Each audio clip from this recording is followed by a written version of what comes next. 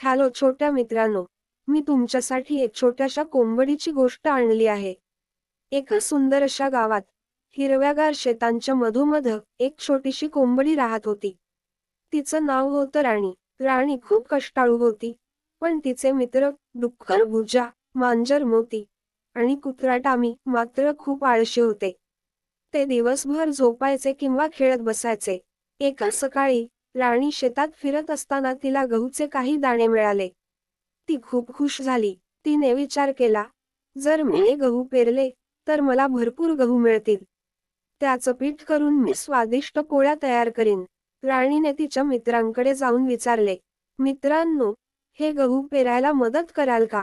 भुजा म्हणाला, मी खूप दमलोय, मला झोपायचंय.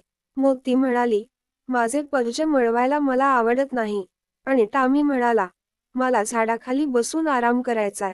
राणीने निराश होऊन ठरवलं की ती हे काम एकटीनेच करेल.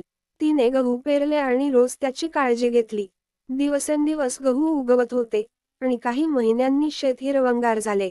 जेव्हा गहू कापायची वेळ आली, तेव्हा राणीने पुन्हा मित्रांना विचारले, मित्रांनो, गहू कापायला मदत कराल का?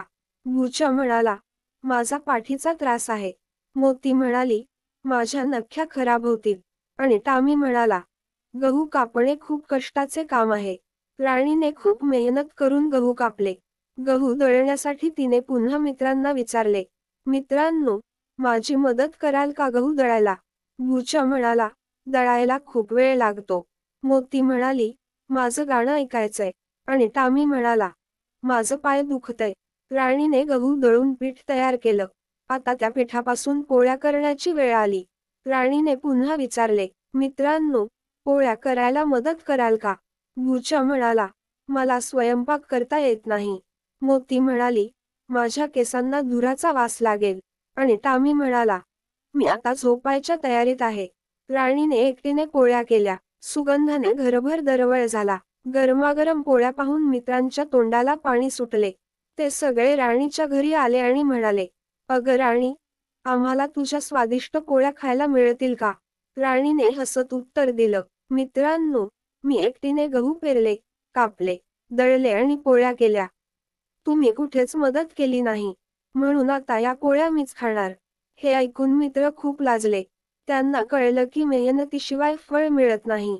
त्यांनी राणीची माफी मागितली आणि वचन दिलं की पुढच्या वेळी ते नक्की मदत करतील. त्याच दिवशीपासून भुजा, मोती आणि टामी एकत्र झाले. आता ते सगळे एकत्र काम करत आणि आनंदाने राहू लागले. शिकवण: मेहनत केल्याशिवाय यश मिळत नाही आणि एकत्र काम केल्याने आयुष्य अधिक सुखकर होतं. Thank you.